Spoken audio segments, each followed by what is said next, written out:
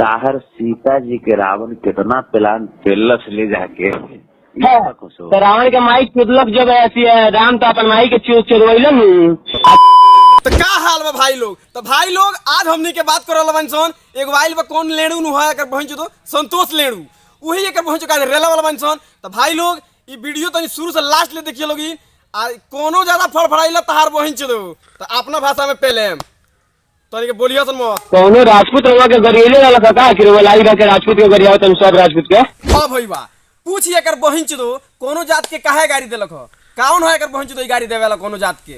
पूछ। उहे तो लाइव में बोली जवान जवान राजपूत बिरादर अगर मगहिया जवान छोटू चिंगारी के सिद्धांत को सपोर्ट करते हैं। अच्छा तो मोने तू लाइव आके कोई के गरिया देबो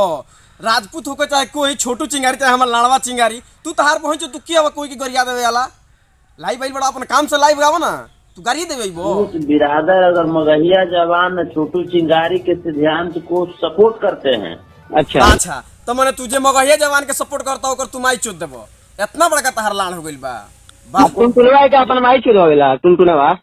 आ तू अपन वहीं के दवेला टुनटुनवा तू का कर लो तू कहां मिलबो हम अकेले मिलन तरह से तार गांव ना फाड़ दिन के वहीं चुदू तू कहियो हो भाई ये अगर बहिन चोद सब जातिया तो फैला होता ये बहिन चोद भइल बा मादर चोद तू कहला नु कि तू का करला तू टुनटुन। हां वो लोग अपन माई चुदवेला लोग तू लोग वहीं चुदो लोग अपने तू लोग गइबो लोग ईरान भगवान पहले कौन ईरान भगवान स्टार्ट कर भाई लोग हमार तो नहीं खे उतना पावर कि हम कोनो जाति के गरियाई लेकिन हमारे काका का कहता रहे तनी ध्यान से सुनिए लोग काका चालू हो जा तारा माई के टिटिकार चोदर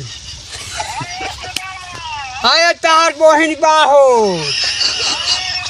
का कहतरे तहार बहिन बाहो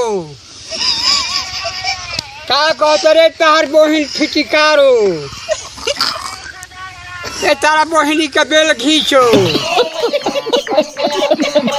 हां सुन बोला ताहर सीता जी के रावण कितना प्लान पेलस ले जाके तो रावण के माई चुदलक जब ऐसी है राम तो अपन माई के चुदवैलन आ तू बहन चुदो बात है सुनो एगो तार सिंपल में तार से बात बताओ तनी भाग तोर बहिन चुदो ते कौन जात के चुदो अभी तोर बहिन चुदो ते तो धर्म के नाते तेरे बहिन चुदवा ते सीता माता के नहीं छोड़त रे सारी सीता माता के गोड़ लागल जाला आ तू तहार बहिन चुदो का कहल जात तोहार बहिन चुदो ताहर सीता जी के रावण कितना प्लान पेलस ले जाके तो रावण के माई चुदलक जब ऐसी है राम तो अपन माई के चुदवैलन।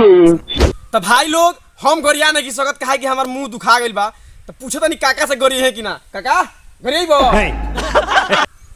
काय हो अरे छोड़ो मत गरियावो काकी तनी शुरू हो जाते अपनी माई के चोदता घचार फैला फूल आवे बूढ़ चट्टा का लड़का। अरे तो भाई लोग आज की वीडियो यहीं समाप्त करता नहीं काकी आज पगला गल बिया तो मिलल हमने फिर एगो नेक्स्ट वीडियो में। अगर वीडियो नया अच्छा लगल हो तो लाइक कर दियो लोग अगर चैनल पे नया बड़ा लोग तो सब्सक्राइब भी कर लियो लोग यार। तो हमने मिलल एगो छोट वीडियो में नेक्स्ट वीडियो में तब तक ला बाय।